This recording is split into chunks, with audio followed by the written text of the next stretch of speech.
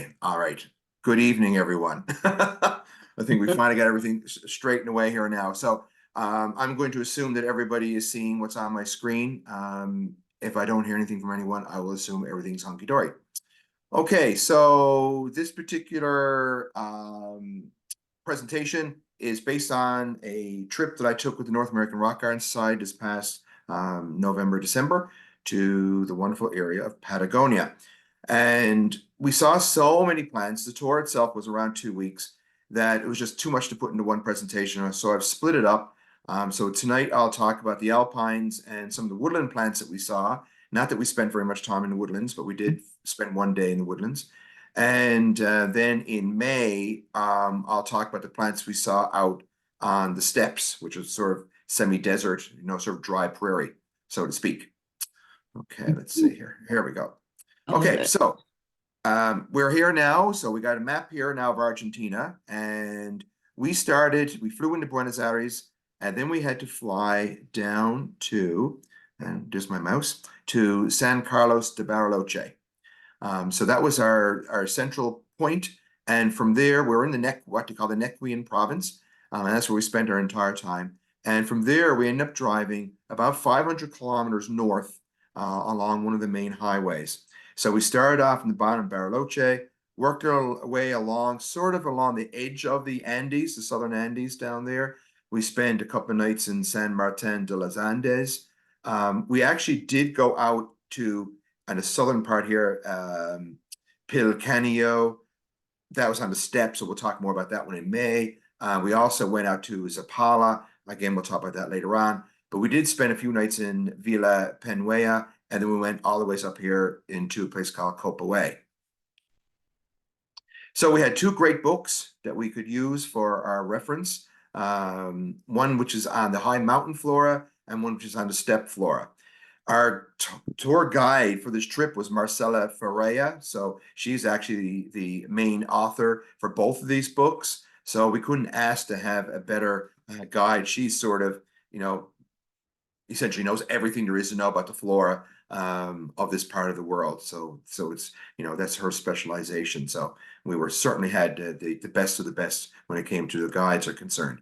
And here's the inside the book. The book's an excellent book because it's both in Spanish and in English. So, it became very, very useful. Lots of colored photos, a very, very good reference book for sure.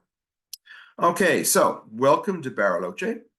And this is a view from a little hillside overlooking the town. It was very reminiscent of coastal British Columbia, essentially, when you first look at it. You can see the snow-capped mountains, basically the Andes here. This large body of water is not the ocean, however, it's a large inland lake in the area. But the overall feel of the area was very much almost like being in the Okanagan Valley. To me, it seemed quite familiar. So this is walking along one of the trails that was there. You can still see that the tops of the mountains still had some snow. In fact, up until a week before we arrived, they still had snow in Bariloche itself. It was one of the latest springs on record for them. We were very concerned we weren't going to see anything in bloom. We end up seeing pretty much everything we wanted to see in flower, but rather than seeing whole hillsides full of flowers, we had to search to try to find a plant in bloom leaning up against a rock where there was a little bit of extra heat, where the snow would have melted a little bit quicker. So we still did well, but normally for that time of the year, at the end of November, early December, the mountainsides would be just a kaleidoscope of color. We didn't get to experience that, unfortunately. So this is our accommodations in Bariloche. Fantastic sort of home run hotel, I suppose. The family that ran the hotel lived there as well. So it's almost like a bed and breakfast, I suppose, in some respects. Beautiful spot. So our first stop we went to was the mountain behind Bariloche. And this is the view. This is a ski hill. And this is the view from the top. So we had to take the gondola up to the top up there. It was fairly breezy. It could have been a lot windier. I'm glad I took a fleece with me because it was actually quite cool up here. Temperature on the top of the mountain was probably only, maybe it might have been 8 or 9 degrees, even though it was a beautiful sunny day. So this is looking down into Bariloche from the top of the mountain. This is the view behind me. So here we're overlooking the Andes Mountains, still lots of snow up in these particular areas. There was a fence in this area here, basically to let the skiers know to stay within this area, because on the other side of this fence, there's like a huge drop off of several hundred feet. So there was still lots of snow around in these areas. So we hiked from the top of the mountain and we had to go across this snow bed and then up along this road. And then we went down this scree slope here, and eventually worked our way down to I guess the midway run, we'll say, of the gondola. And then we took the gondola back down into the main parking lot. So we were up here pretty much the entire day. We took a picnic lunch with us, and we spent the better part of probably about 7 or 8 hours on this mountainside. So some of the first plants that we saw, one thing that South America, Patagonia has a lot of are the azarellas.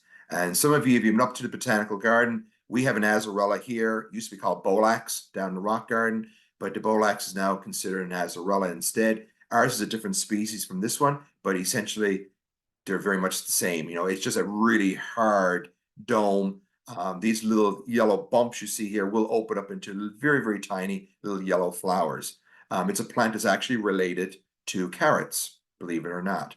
So Azarella nivalis, the snow azarella. They have a draba. There's only one species of draba that occur. Well, it's two species of draba that occur in Patagonia. We did see both, Draba galesiana, and unfortunately, there's a thing. Here we go, gone. Okay, good. And an Eurus graminifolia, which looks very much like a draba. So they were both flowering up in the high mountains. And this was a different plant, completely different family. I wasn't at all familiar with this one. Oreopolis glacialis. So by the name will tell you that it's normally found up in quite high elevations, sort of on the edge of the ice fields. I should note that the foliage here, these rosettes, were very, very hard, okay, almost like fingernails. And these areas, you know, it's extreme wind up these areas, but extreme UV radiation. And in the summer, it gets bone dry, even though it may be snow covered for 6 or 8 months of the year. But once the snow goes, there's not much here to hold the moisture. If they don't get a lot of rain in the summer months, so these plants have to be adapted to quite dry conditions during the summer months. And there's a closer view there of the individual little flowers. Closely related to that in the same family is Quinchamaelium chilense. And you'll notice that a lot of the plants up here in the mountains often had red tinted foliage. And that's basically the anthocyanins that the plants produce to basically help to prevent freezing in the winter, but also help them to absorb a little bit more heat in the summer, in the spring, and as well as provide some protection from the UV radiation. There were oxalis, a lot of shamrocks of the world. The more fancy oxalis do come from Patagonia. This is Oxalis erythrorhiza. Those little rosettes, they were very fuzzy, but at the same time, extremely hard. I mean, you could literally walk on these plants. Now, normally these would be full flower. We managed to find one plant up against the rock, and it was a dark rock, so it was absorbing the heat in order to find a few flowers. But most of the plants we saw this were just barely coming into bud. So at least we did get to see it in flower. But you can sort of see in the close-up here just how fuzzy, especially the very center of the rosettes are. Diplolepis biflora. This is in the dogbane family. Okay, it's a little evergreen, a little sort of broadleaf, little creeping evergreen with these very, very, very tiny little pink flowers. But when you sort of see them close up, you can sort of see what they do look reminiscent of a dogbane. There were a few bulbs. This part of the world has a number of different bulbs. High up in the mountains, the main bulb that we saw was Tristegma. There were two species we came across, Tristegma patagonica and Tristegma nivalis, which I'll show you a picture of a little bit later on. So this one looked almost like a Star of Bethlehem, if you're growing that one in your garden, with these little individual little white star-shaped flowers. And the flowers were probably about the size of a quarter, I guess. And a closer view there of the blossoms. Now, what we really wanted to see, and the main purpose for going to Patagonia, were to see the spectacular, what they call rostulate violets. So they have a lot of rostulate violets. It's the only place in the world where you'll find them. There's well over 40 species, all scattered throughout Patagonia, both in the Argentinian and the Chilean side. And they extend just barely make their way into Peru. But essentially the plants look like a Henson chick, okay? And these little rosettes are rock hard. The leaves have the consistency almost of your fingernails, all right? And you look at it forever and never think it was a violet. And, you know, we kept seeing the plants, but not seeing any flowers. Again, it was a late spring, but thankfully, partways down over the hill, we finally saw some plants in bloom. And I mean, the flowers do look like a violet. There's no ifs, ands, or buts about that. But the way they're produced in the plant, they basically are produced as a little circle all around the outside of the rosettes of the plant. So they just get one circle of flowers each year. They will flower, set their seed, and then next year, the next set of flowers will come out from the next set of leaves. And they just sort of produce one ring of flowers each year. A lot of variation in this particular species. Some of them were quite stripy. Others were fairly plain. And some were almost pure white. And here I put this picture in only because of this little flower right here. And this is a barberry. This is Berberis impetriformis, or impetrifolia, sorry. So it's the barberry that has foliage like a crowberry. Okay. And we actually did see a crowberry while we were down there. So there is one species of crowberry that does make it down to Patagonia. Okay, so as we're heading back down the mountain, we came across a second species of roseate violet. This one was easy to recognize because it had these lovely sort of red edges to the foliage. Much larger plants as well, like multiple rosetted. And when it was in bloom, the flowers are this exquisite ice blue. I guess no other color you could describe it as other than ice blue. The palest blue. Some of them were white, but the vast majority of the plants were this really pale blue color. So absolutely spectacular. And the contrast in against the foliage, the deep green foliage with the little bit of yellow at the base of the leaves and the red edge, it was absolutely spectacular. So as we're walking along one of these scree slopes, this was the one plant that a lot of people wanted to see besides the roseate violet was Callianthomoides semiverticillata. It used to be, in some books they call it a ranunculus, other books they would call it an anemone. It really doesn't, it's not quite sure what it wants to be. It doesn't really want to be either one of those plants, but yet it looks very similar to both. And these plants only grew on the scree slopes.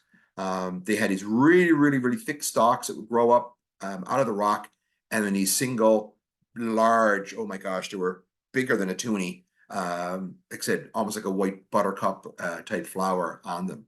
Absolutely spectacular. So you can see here that the really thick stalk that grows up, and then they produce this almost looks like a cauliflower for the leaves at the base of the flower. And the flower buds themselves are protected by the outer tepals, which are red. Okay, so the bud looks red, but when it finally opens up, it basically exposes all the white tepals instead.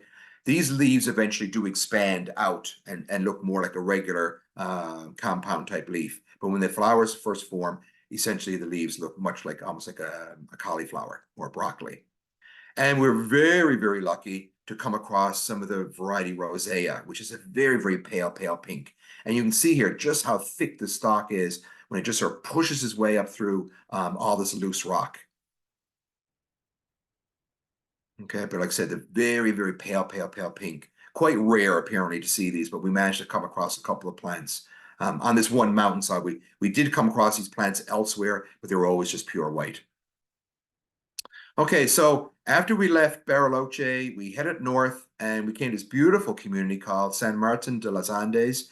To me, it reminded me of Banff. It's a ski resort. There's lots of ski resorts all around it. So this is like sort of a ski town, much like Banff would be. They had the most spectacular roses. I've never seen roses, and they were just starting to come into bloom, but very heavily forested. And again, you sort of felt like you were somewhere in the Okanagan Valley or some part of BC. Really, you'd never think you were in Argentina. This is our hotel. The hotel had a very Swiss type feel to it. Beautiful view. My bedroom, I was up on the top floor overlooking. This is the view. Okay, so I looked down onto a little coffee shop and a beer store, And you can sort of see some of the roses. So they use roses everywhere in this town, just basically as roadside plants. And some of the roses, like I said, were just absolutely smothered in flowers. A lot of them, of course, were just coming into bud, but there were a few that were in full bloom at that particular time of the year. Okay, so this is one of the lakes. We did one of the trails here in a sort of wooded area. But most of the time in this area, we headed up here into the high mountains to where the ski runs are. We did see some interesting plants here. This plant is called Luma apiculata. It's a rather nondescript as far as the leaves, and the flowers are not particularly showy at all, but the bark is absolutely spectacular. It's almost fuzzy to the touch. It almost feels like really fine velour to the foliage, or to the bark, sorry. And they were very windswept, so you walking through this forest was very, very unique, and quite beautiful. And you can see where the bark sort of peels off and exposes sort of the white bark, and then eventually that white bark will turn cinnamon in color as well as time goes by. But as we were walking in the woods there, we came across plenty of ferns. This is Astroblectum pennamarina. I actually grow this one in my garden. So this is one of the plants is actually from Patagonia that's actually hardy in Newfoundland, believe it or not. So it's a nice little evergreen, little small fern. And Adiantum chilense is one of the main hair ferns. This is another Astroblectum hastatum. There, another little evergreen one. And we came across several barberries. This is the land of the barberries, and the vast majority of barberries down there have yellow flowers, yellow or orange. So I just showed you the Berberis impetrifolia. I'll show you another one of those close up now in a moment. This is Berberis microphylla, the small leaf barberry. This is Berberis ceratodentata, much larger shrub, probably gets to 3 to 4 feet, I guess. And it's an evergreen barberry. These are all evergreen barberries, unlike the barberries that we typically grow here, which are deciduous types, which mostly come from China, that part of the world.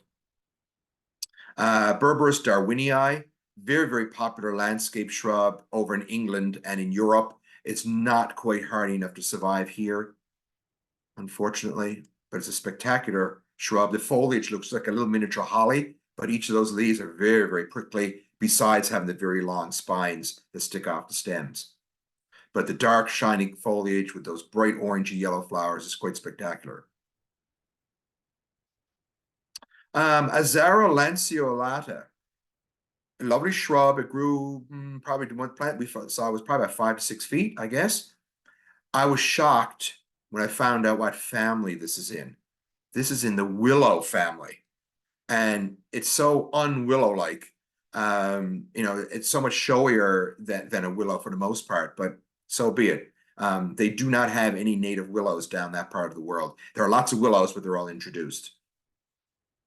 Ovidia andina, anyone who's a gardener here in the group that grow Daphnes, okay? This is related to the Daphne. So it's sort of South America's answer to a Daphne. It's in the same family, Ovidia andina. Another little shrub that we came across, Raphitamnus spinosus. Beautiful sort of bluey purple flowers, evergreen, very, very spiny, a popular landscape shrub again in England and places that's mild enough where you can grow these. Shyness patagonicus, another broadleafed evergreen. Very, very common. They were along the roadsides everywhere as you were driving along these woodland areas. This was one of their currants, Ribes magellanica. Quite long chains of sort of these yellowy or orangey colored flowers. They will develop eventually into red berries that look much like a currant. So it's their answer to the currants that we have. This was spectacular. Embothrium coccineum. Not hardy here. It is hardy in England. They do grow a lot of them in England. It was a hummingbird magnet. Now, we only saw one species of hummingbird down here. There's not a lot of hummingbirds in this part of the world. But the hummingbirds just love this particular plant. Lomatia hirsuta, rather nondescript little shrub with sort of these greenish yellow flowers. But when you see a close-up, here's a close-up of the flower. So here's the stigma, and you can see the buds right here. And so what looks like petals, when they split open, you get four of them. There's like four petals, but the stamens are almost like at the end of the petals.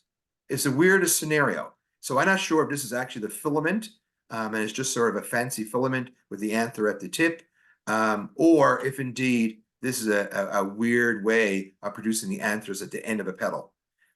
I don't know. It was really, really bizarre. Okay, so we did see some regular violets while we're there, not necessarily the rosseted types. So in the forest, the rosselets were only in the mountainsides and in steppe. But in the forest, we had Viola magellanica, nice little yellow-flowered one. Very reminiscent to some of the yellow-flowered ones you see out in the Pacific Northwest. There were valerians down here. This is Valeriana laxiflora. And just like the valerians we grow in our gardens, very, very fragrant. And this is the land of the calceolarias. And we saw, oh gosh, I'm not sure how many species, probably close on 10 species of calceolaria. They all basically had the same kind of shaped flower, these yellow pouch-like or slipper-like flowers with various amounts of reddish spots or streaking or whatever the case may be. This is a woodland species, grew probably about a foot tall. We saw some growing on the steps that were literally only 2 or 3 inches tall.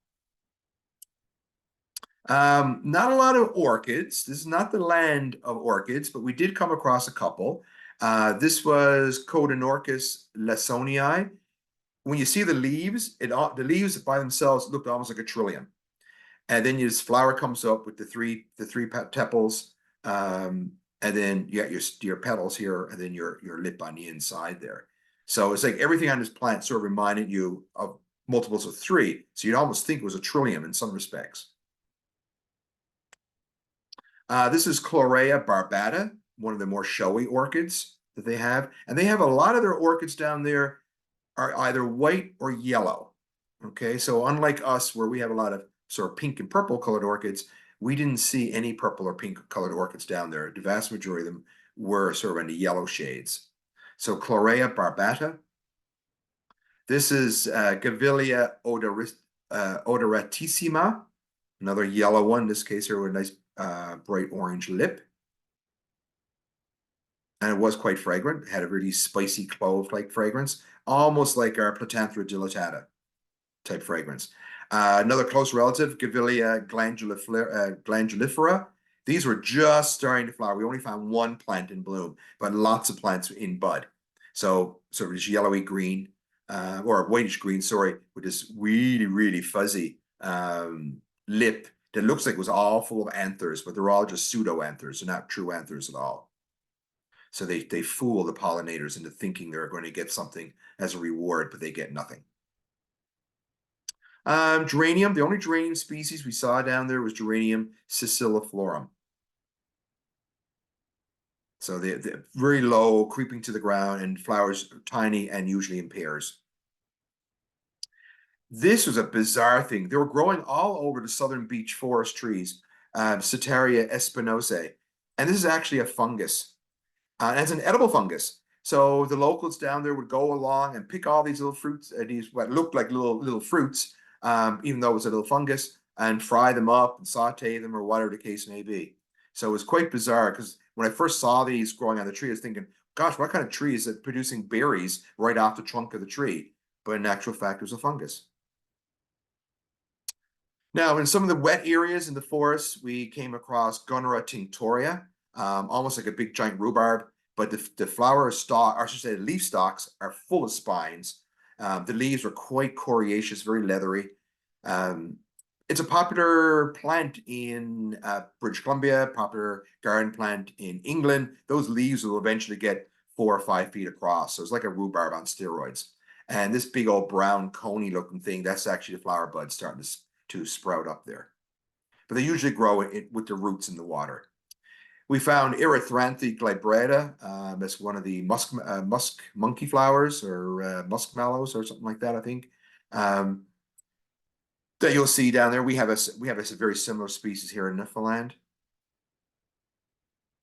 Cardamine cordata. You know, it looks a lot like the cardamines that grow around here. One of these sort of weedy little mustards. Okay, so we left the forest. That's our extent of forests. Now we're heading back up into the mountains again. So we went to Cerro Chapelco, which is just above San Martin de los Andes, one of the ski areas. You can still see there's lots of snow, and eventually we will end up hiking right up into the base of these mountains. It was quite a long hike. We had to go across lots of snowfields. You can see here the gondolas that would take the skiers up there during the winter months. Lots of snow-capped mountains in the background. And in the very, very background, I don't see it on this picture. There was a volcano in one of the pictures here. There we go. So there's one of the distant volcanoes. Not a particularly active one at the moment. I'm not sure how long ago. It might have been several hundred years since that particular volcano has been active. Okay, so as we're heading up this mountain, we came across a seepage area where we had marsh marigold.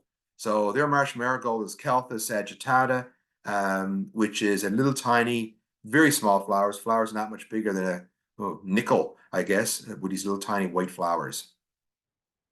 So not nearly as showy as our marsh marigolds. We came across a couple of ferns, Chelanthus glauca growing out of the cracks in the rock.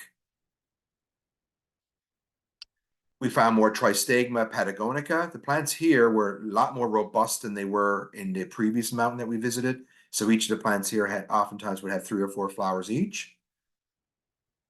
But here's the weird creature, Tristegma nivale.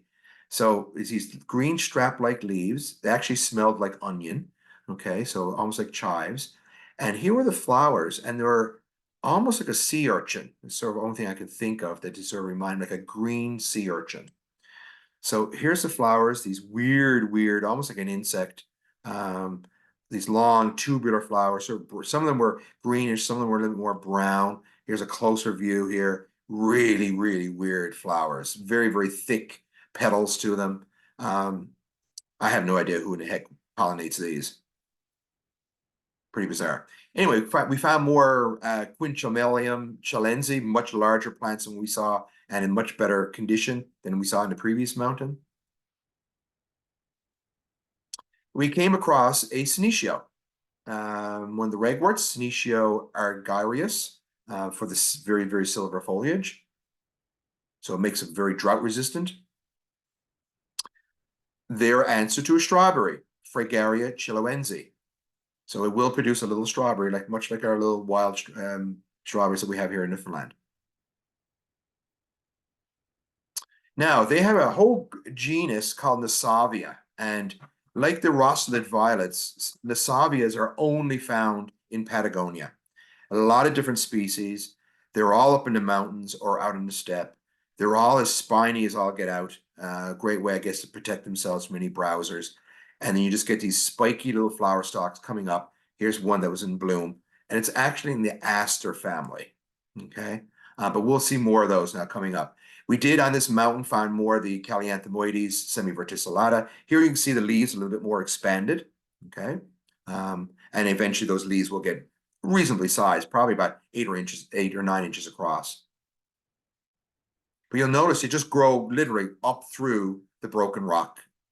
It's incredible. Now, so we did look for some Rosselet violets here. We found Viola daisiphylla. And again, most of them were just barely coming into bud, but we searched long enough, we actually found some in flower. So they have these little white flowers, very heavily striped with purple. And there's a closer view of the flowers there. So it's a classic violet flower. It's just that the plant itself looks nothing like a violet.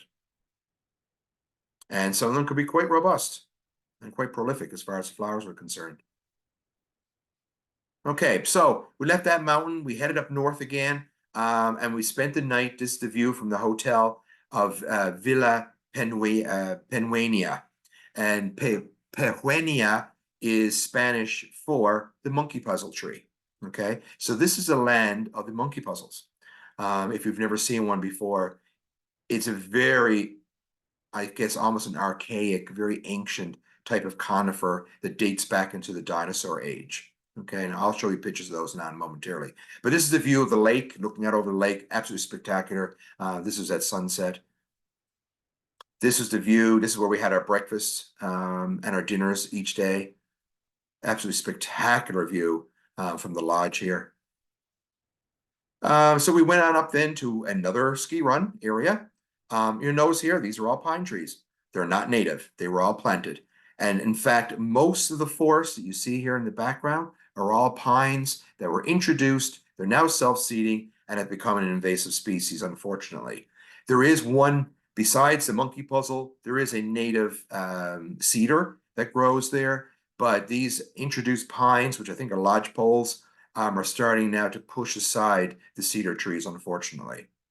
But this is looking down onto that lake where we were staying.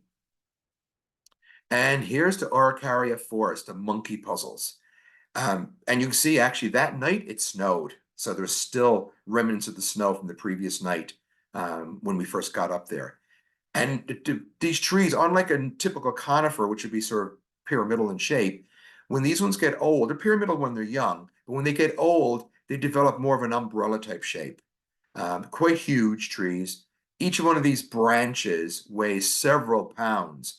And I mean by several pounds, like 10 to 20 pounds. There are people who have been killed because this tree, rather than dropping its needles like our spruce and firs do, when they drop their needles, they drop the whole branch instead. So it's the lower branches that just completely shear off and drop to the ground. And if you're underneath when one of those branches hits you, it can easily kill you. And people have been killed by these fallen branches. So here we were when we walked through the forest. It is so bizarre. I expected to see a brontosaurus creeping out between the trees there as we were wandering around. It was just such a bizarre forest.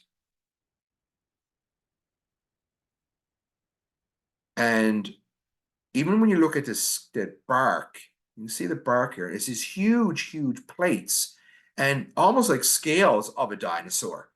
So everything about this particular ancient conifer reminds you of dinosaurs. And as I mentioned, they do date back into the dinosaur, into the late Cretaceous area time zone. Okay, so what did we see there? Well, that morning, as I said, when we got up there, it was snow covered. We essentially wandered around for about an hour waiting for the snow to melt.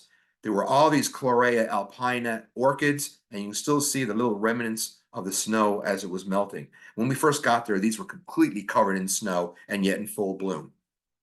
So they're tough little flowers for an orchid. Another close relative, this is Chlorea magellanica, which is so bizarre because the flowers are green, white. Well, I guess they're white with green veins. There's a closer view there. So really exquisite when you see them close up. Okay, so this is the Berberis and Petrifolia. Okay, so it's the barberry that supposedly looks like a crowberry, like an impetrum. So we saw lots of these. These are actually hardy here in Newfoundland. I do know one person who's growing this one in their garden. They collected the seeds in Patagonia and grew it from seed. So it's a hardy plant. And all these little yellow classic little barberry flowers, but it is an evergreen type with very small foliage. So when it's not in bloom, it sort of from a distance looks like a crowberry. Okay, so now they also had a Gaultheria. They had several species of Gaultheria. So we didn't see any vacciniums. I did see vacciniums further north on previous trips in Ecuador, but I did not see any vacciniums down here. But I did come across, I think, 3 or 4 species of Gaultheria. So this is Gaultheria popigii. The flowers or the fruit were either pink or red in color. And these particular plants at this stage, these are the fruit from last year. This year's flowers had not opened yet, okay? But we're still seeing the fruit from last season on these plants. And I ate some of the fruit. The fruit do have a very mild wintergreen type flavor. This is a gorgeous plant, grew right along the little streams, always grew with its roots in the water. This is called Orisia rulioides. And you get these little tubular, bright red flowers, again, hummingbird magnets. Okay, it's a hummingbird pollinated species.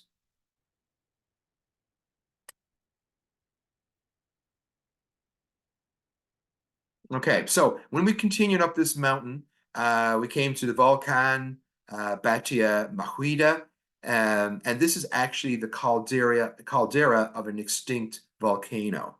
So it's basically a bowl shape, and in the middle of the caldera now is a large lake. You can still see lots and lots of snow, and we had to crawl down over the snow to get down into the bottom of the crater. So we actually crawled down over on this side because that's where the snow was the least amount, and then just sort of below the lip right here, there was actually melted shoreline. You can see a little bit of the melted shoreline right here. That did continue right up to the back here. So we ended up walking right along the shoreline to this back beach, and then we had to walk back down off the mountain from there. So again, we spent a whole day up here. So here's lots of the snow beds. We end up walking up to about this area, and this is where we started our descent to go down into the caldera.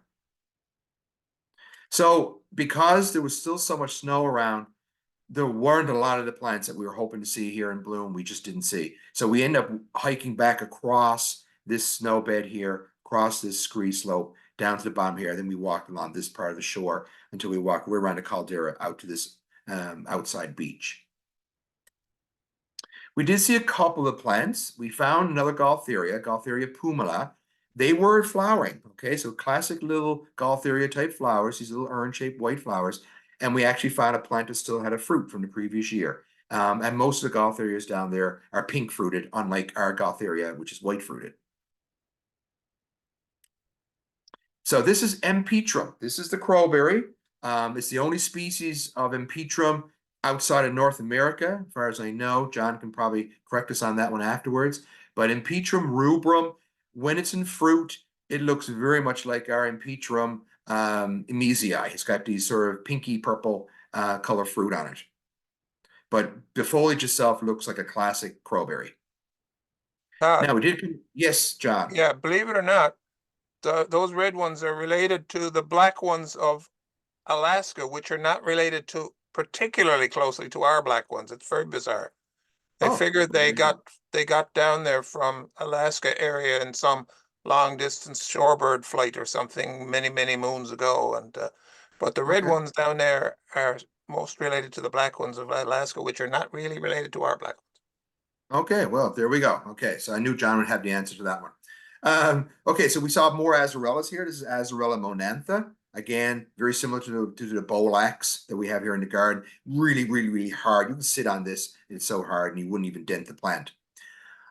Of all things in Patagonia, the only plant that also occurs in Newfoundland was Cystopteris fragilis, fragile fern. And I can honestly say, every part of the world where I've been so far, I've come across Cystopteris fragilis. So it's one of these ferns that just has a complete worldwide distribution. Absolutely incredible. Actually down in Manuel's River, believe it or not, on a cliff. Well, there you go. Okay, so right next door to us. This is a Polystichum plicatum, growing up in the mountains. And Arenaria looks very similar to the Arenaria humifusa that we have here. This is Arenaria serpens. Another valerian. This is Valeriana bulkii. Very fragrant flowers. And here's another Nasavia again. So as I mentioned, there's lots of Nasavias in this part of the world. They all have very hard, almost plastic-like foliage if they're not covered in spines. This particular one didn't have any spines, but the foliage was so hard, it's not likely that anything is going to want to try to eat it. And I think I got here's a closer view. And if you look at the flower close up, even though they don't have the full like 5 petals that you're used to seeing on most Asteraceae, we'll say, the flower does have a sort of a yarrow type look to it when you see it close up. So it may very well be related to a yarrow distantly. Maybe that they had a common ancestor somewhere along the way. Anyway, this is Nasavia revoluta, and all the Nasavias have white flowers. This is Nasavia argentea, and you can still see it literally flowers through the snow, okay? So this is just the one of the big snow banks starting to melt, and right on the edge of the melting snow, already the Nasavias are coming into bloom. Now, I'll note right here, this is one of the plants we're looking for. This is another rossulate violet, okay? And that's Viola cotyledon. And again, here you can see it's melting out of the snow. The flower buds are just starting to form, so it blooms very early in the season. This one has a very striking white margin to the leaves. Okay, and we did find further down in the caldera, we found some that were in bloom. were just starting to come into bloom. A lot of them, they had had a hard frost, so a lot of the flowers were a bit spoiled. And you can sort of see that they weren't opening up properly because the frost had already sort of partially destroyed the blossoms. We did find a couple that weren't too bad a shape. Okay, so then from that area, then we went north again to the very end. So now we've driven about 500 kilometers to the very end, as far north as we were going to go. This is Cavia Way. This is a little ski town. In here is where we stayed. This is the ski run up on the back. And in the background right here, what looks like clouds is actually smoke coming out of this volcano. So this is actually an active volcano. There are alarm systems in this town that will alarm people or make people aware when the volcano is blowing. Okay, this volcano is an active volcano, and it seems about every 7 to 8 years it decides to blow its top. Okay, so there are people living here, but they're always living with the risk that they're going to have to up and leave at a moment's notice. So this is our lodge that we stayed at there. And in the background up on top of the hill here, you can see more monkey puzzle trees. And then here's the volcano. So this is the Copa Way volcano, and you can see all the smoke. And we ended up going up fairly close to this. You can see here the gondolas for the ski runs. Okay, in the bottom here. So all below this volcano, these are all ski runs. So we did go up to the volcano, and as we're driving up the highway, you can see a car there in the distance. The road was actually in pretty good shape, albeit gravel. And we drove right to the very end of this road at the very base of the volcano to the town of Copa Way. Here you can see all these sulfur fumaroles. I mean, every time you stepped out of the car here, it just stank of sulfur. I mean, ugh, pure rotten eggs everywhere you looked. This was an old military installation, now abandoned. And you can sort of see the remnants of the snow during the actual middle of the winter. They had to shovel this out. This just gets completely covered over in snow. So it was a pretty miserable place for anyone who was on duty at this particular military installation. Pretty brown again, you know, it was very early in the season. Normally at this time of the year, these hillsides here would be covered in flowers. So it was a little bit disappointing. This is almost a glacier. Because from the top here down to the bottom there is a drop probably of about 30 to 40 feet. So I guess technically this is a glacier, albeit I don't think it's going to last for very many more years now before it finally melts with climate change and whatnot. So this is a little town of Copa Way. I can't believe people live here. It's the most, you know, it's basically buried in snow for like 9 months of the year. You can still see a lot, you know, the houses here in the background, and here's a great big huge snowbanks. Like, so here's the houses, this is the snow, this is a volcano behind. Like, why would you want to live there?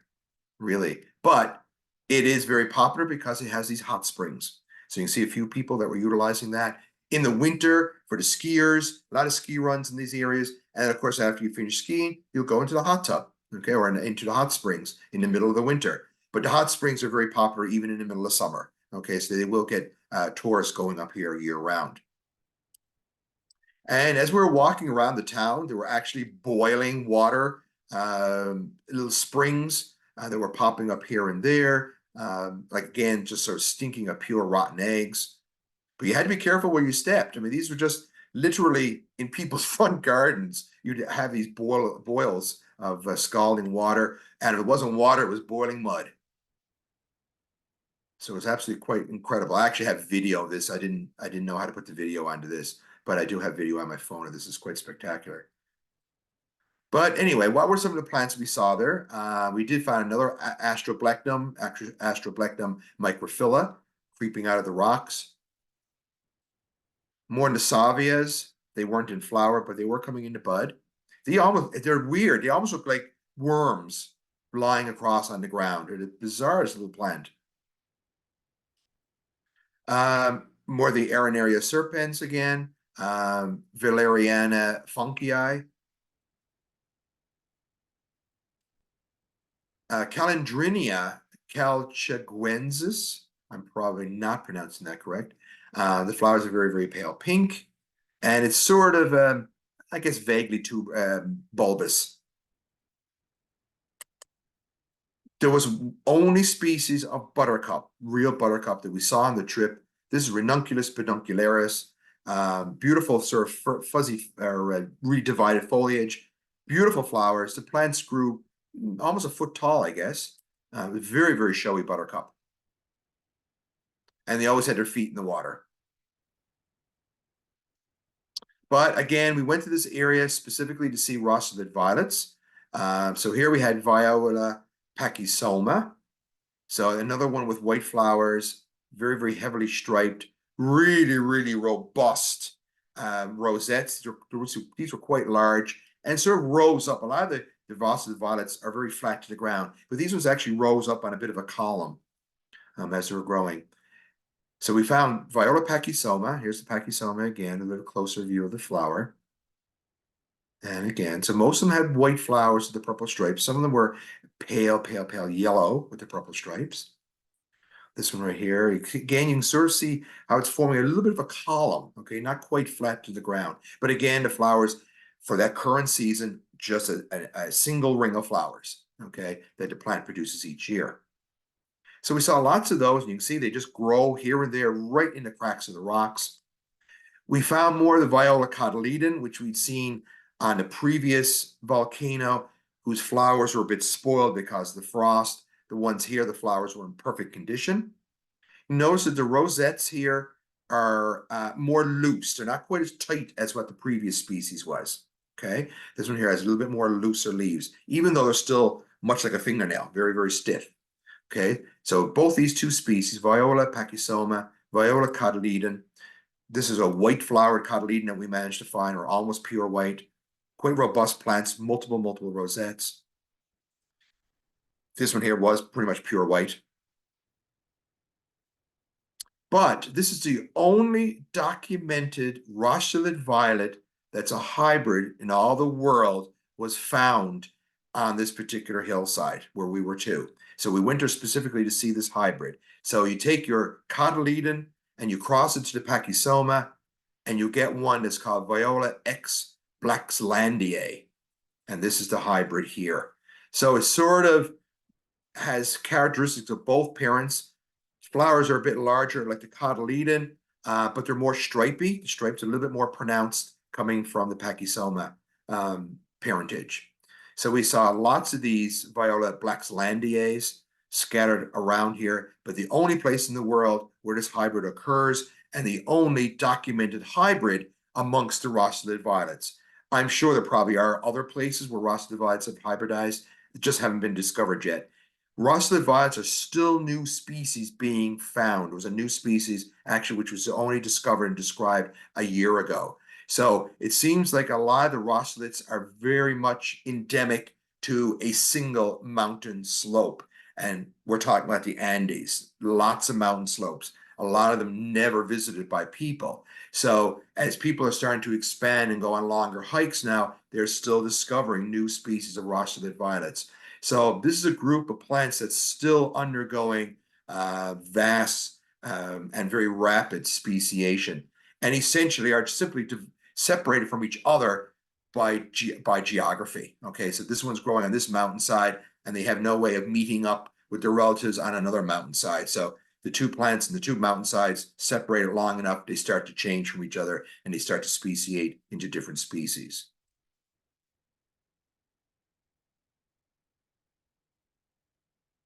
This one here, you can really see the striping effect coming through from the pachysoma parent.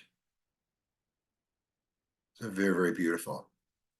Okay, so with that, this is back in Cavia Way. These are the monkey puzzle trees. You never know, it was a conifer, like it looks like a palm tree. But as I mentioned, the branches just shear off and can kill you if you're in the wrong place at the wrong time. So stay tuned, and we will show you some completely more Rossellid violets, but a lot of completely new genera of plants that we saw on the steppe, including new bulbs and including cactus as well. So the steppes themselves essentially are like a really dry prairie, completely different flora. A few things overlap between the mountains and the steppe, but essentially it was like going to a completely different area. And I'll share those plants with you in May. So thank you very much.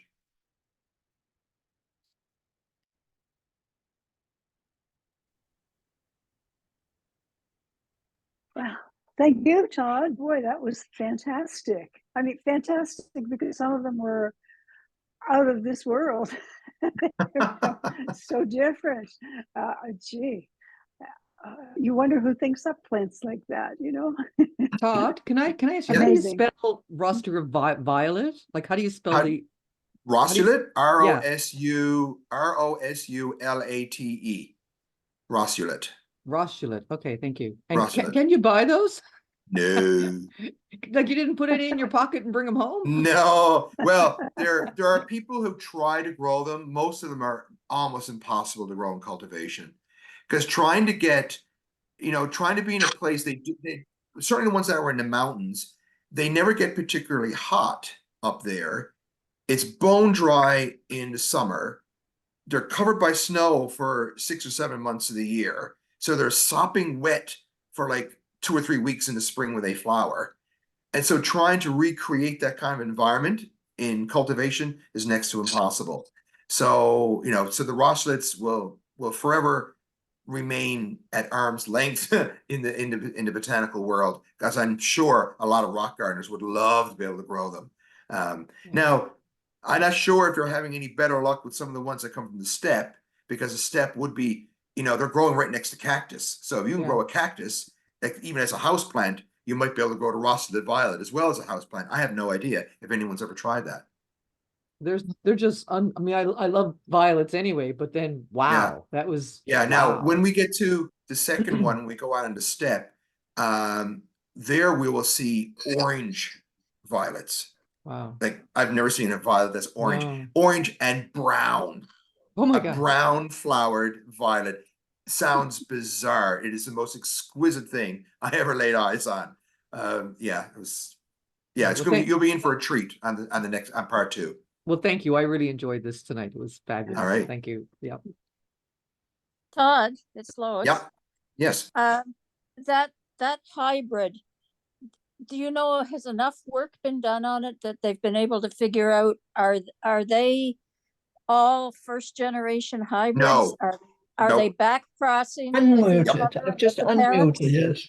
Yeah. So they are. There's been several studies done on those, and they've been looking at the genetics, and sure enough, there's interbreeding between the hybrids going back to both parents. So what I sort of showed was mostly the ones that were almost like 50-50 between the two parents. But a lot of the plants, you would look at them, you'd say, ooh, are you cotyledon, or are you pachyssoma, or do you have a little bit of the other one there? Because like I say, they do back cross with each other. So it's really a hybrid swarm. Interesting, thanks. As a Todd? former, Todd, as a former customs agent, it is illegal to bring any plants or flowers into Canada from anywhere else in the world. Oh yeah. Seeds or anything. I mean, Oh, look yeah. what, I was kidding, Dorothy. I was kidding. no, but look what has happened with the things that have come in. Oh yeah. Right. So, and the biggest problem down in Patagonia in regards to invasive species was lodgepole pine. And of course, they were introduced as a source of wood, right? So it was forestry that brought those in because they grew fast, but because the monkey puzzles are just so slow growing. So they brought in the lodgepole pines, but now the lodgepoles just love that climate. The climate is very much like the Okanagan Valley, where lodgepoles are native. So they just went gangbusters. And the other plant, which I didn't show you any pictures of, is broom. And just like in so many other parts of the world, in the Pacific Northwest, broom is a real pest. Down in New Zealand, broom is a real pest. And Patagonia, broom is a real pest as well. The other popular invasive is lupins. And you find lupins growing. No, not anymore. Because the video is Lupins are, we have enough lupins. Yeah, well, they have enough lupins too. That was at the beginning. We were all clicked off. Yeah. But now people asking questions and they're showing themselves. Todd, let me ask you something. Yep, It's Kathy. yep. Are those plants that you said look like hens and chicks? Yep. The ones you showed the picture of have only one ring of flower. Yep. When they were totally in bloom, say in a couple of weeks from when you were there, would they continue to flower right to the base, do you think? No, no. For the most part, each of these rusted violets only produce a single ring of flowers each year. And I know people who were down in Patagonia like a month after I was there, and they found these violets in bloom as well, because not every violet blooms simultaneously. Okay, like here in Newfoundland, and we all know everything seems to bloom at once, right? Whereas down there, because they have such a long growing season, and of course it's elevation thing as well, right? So those same species of violets at the base of the mountain will flower in November, but then as you get higher up in the mountain, they flower a little bit later. They'll flower into December, and at really high up in the mountains, they won't flower until January, right? So, but when you see the individual plants, almost always it's just a single ring of flowers each year. How big are they across? Like, is it big as the hens and chicks we have here? Yep, yep, but same size as a one of the larger, say, hens and chicks. So, oh my gosh, I suppose maybe upwards of 10 centimeters, between 5 and 10 centimeters across. Okay. So 3 or 4 inches. Yeah, perfect. Thank you. Yep. Your photography is fantastic. What do you Thank you. use? What do you use for shooting your pictures? I have a Nikon D90. But actually, You said something about using your phone. yes, I was going to say, I was just about to say that some of those pictures were actually pictures I took with my phone. Yes. So if you saw a picture of the plant and the background, those were all phone pictures. And I have a Google Pixel phone, and I tell you now, Google Pixel phones take really, really good pictures. I'm really, really impressed at how good the pictures were with my phone. What phone? What phone? Pixel phone. Yes, Pixel phone, Google Pixel phone. Mhm. Fantastic. I don't know how you remember all those names and everything else. Well, that's And why how I you write the pronounce name. That's why I put the name on the slide. I'll never remember it otherwise. But your pronunciation seems really good too. Well, I'm sure I blew some of them as far as the proper pronunciation is concerned. Todd We was would never know. with no birds. The very first slideshow from you with no birds. Yeah, I didn't see. I never took a telephoto lens with me Okay. on this trip, and so we Okay. did see a few birds. I didn't see that many in the big scheme of things. Probably 30 or 40 species of birds in total for the trip, and maybe about 20 of those or 25 were new ones I'd never seen before. And there were a couple of bird photographers on the trip, so they were taking pictures right, left, and center. I did take a couple of pictures if the birds were really, really close to me, that I could manage to take a picture just with the regular lens without a telephoto. But no, for the most part, I didn't concentrate on the birds at all, really. Todd, your images are lovely, and my favorite is the Pakizuma. I just love beautiful. It's a beautiful plant. Mm-hmm. Thank you. The places you stayed at seem to be really interesting. Yeah, Did you go as a group? yeah, so we had a total of 21 of us that were in the group. So we had we bussed going everywhere we were going, and most of the hotels are all pretty good. Now, I Yeah. have to say, the place we stayed at in Zapala, which I'll be showing you on the next presentation, that was actually a casino. So that was a bit seedy to my way of thinking compared to the other hotels.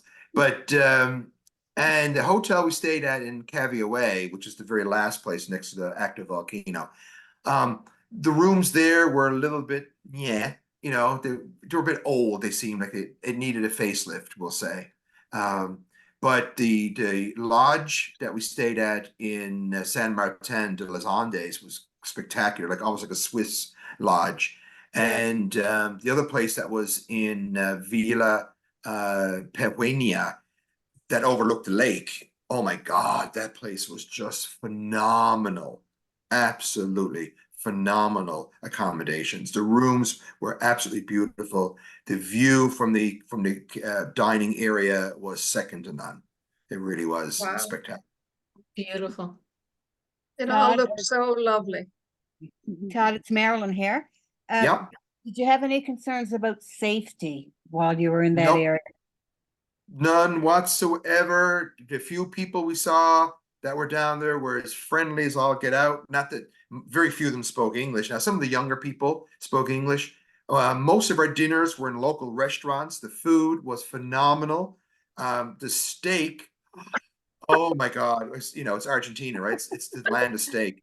And so steak and red wine. Oh my God, I was in seventh heaven. It was absolutely spectacular every night. And it was, I mean, the meat just, it was just like medium rare, and it just melted in your mouth. It was absolutely incredible. Yeah, so the restaurants were spectacular. The young people working in the restaurants were lovely, very, very attentive. The only gripe I suppose we had in regards to the trip, and it wasn't a fault of the location, it's the fault of the culture, is they don't have dinner until 9:30 at night. So, I'm ready to go to bed. I mean, geez, we were up since 7 o'clock in the morning, and we didn't sit down to meals until 9:30, which meant that you never got to bed till like 11:30, 12 o'clock, and then you were back up again at 7 o'clock, going to bed on a full stomach. A big steak and 2 or 3 glasses of wine, and then you're going straight to bed. It was brutal. It was brutal. 9:30 dinner first time. So there was actually a couple of nights that I just skipped dinner. I said, I just can't do it. I just cannot do it. So. That was real culture shock. In that regards, it was a culture shock for sure. Well, it wasn't too much of a culture shock because I've been to Spain, and in Spain they don't eat until very late at night. So that seems to be in the Spanish culture to have dinner very, very late in the evenings. Todd, every day looked beautiful. Looks like you had a great day every day, weather-wise. We had no rain at all for the entire 2 weeks that we were there. And literally up until the 4 or 5 days before we arrived, it was either raining or snowing every single day. And it's just like at a snap of your fingers, they went from winter to spring. And suddenly snow was gone, rain was gone, the sun came out, the temperatures got up into the mid-teens, the snow almost melted overnight, and Bob's your uncle, So we had a couple of days that were overcast, but for the most part, almost every day the sun shined. I mean, most of us got sunburn because you're high up in these mountains and the UV was just brutal. Yes. So you had to smother yourself. And if you left just one little, for me, it was always the back of my neck or the top of my ears, I would have forgot to put a bit of sunscreen there. And then at the end of the day, it's like, ow. Yeah, so. Wish that could happen here. Yeah. It will eventually. Yeah, well, you never know. And I can honestly say, no biting flies. Absolutely spectacular. It was very civilized. No flies. In that regards. Nice. Todd, did you see any wild animals? We saw, besides the birds, we saw vicuña, which is sort of their equivalent, their type of camel that was there. And I don't know, but that might have been the only animal we saw, the only mammal. When I think back on it now, I think we saw a couple of little rodents running around up in the mountains, whatever they were. Almost like a pika. I don't know if they have pikas down there, but it sort of reminded me of a pika. And we had a hare, so they have some sort of hare. We saw a brief glimpse at one of the hares, but really, no, it wasn't a place for particularly of animals. That area, once you get out into the steppe, it's primarily sheep and cattle, right? So that's the mainstay in these areas. So to be more of that, like I said, when I show the steppe presentation, we'll see some of the sheep and some of the gauchos. They're cowboys in that particular part of the world. But no, it wasn't, and we had to really search to find the vicuñas. And we're just driving along, and someone said, "Vicuña, vicuña." And we hit the bus and backed up, and there ended up being like a herd of, I think it was like 8 or 9 in the herd out across on the steppe there. But no, not particularly rich in mammals, that's for certain. Todd, now maybe Michael would know, but I seem to remember that they introduced Canadian beavers down there somewhere. Yes, the beavers were introduced Beaver. down more in Tierra del Fuego. Far down, yeah. Much further south than where I was too. Yeah. Yeah, and they have been a problem down there from what I understand. But no, there's been nothing introduced. They have no introduced mammals that I know of. I'm sure there's mice and rats, but other than that, I don't think there's been anything else that was introduced specifically into Patagonia. Hmm. Well, Very, very interesting. Yeah. Thank you. Todd, did you get to Yes. Patagonia? To who They're where? very fuzzy. They're very fuzzy and nice little animals. Gonias. No, You never Patagonia. Okay. I never patted again. Oh. Oh, leave it to John. Leave it to John. The one thing though, that was, I suppose, the most spectacular animal that we saw down there were the Andean condors. And almost every day in the mountains, we would see several condors. And high up in the mountains, the condors were just sort of going right along at eye level. yeah, we've seen I mean, they those were on like, the it was like watching a plane go by because their wingspan must be 8 or 9 feet across. It's quite spectacular. Wow. Now that's a bird. Now that's a bird.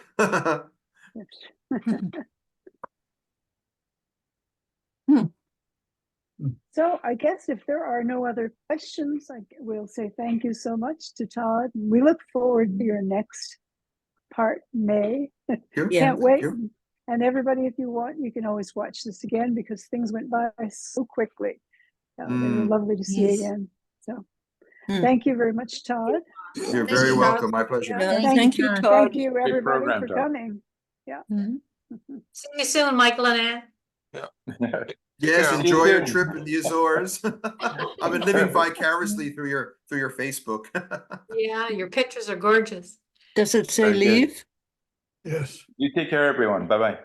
Yeah, All right, take care. okay. Bye. Good night, All right, everybody. folks. We'll see you later on.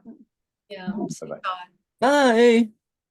Bye. Bye. Bye, everyone. Bye, Bye, Karen. everybody. See Karen. I Bye, didn't Heather. leave. Thanks, Karen.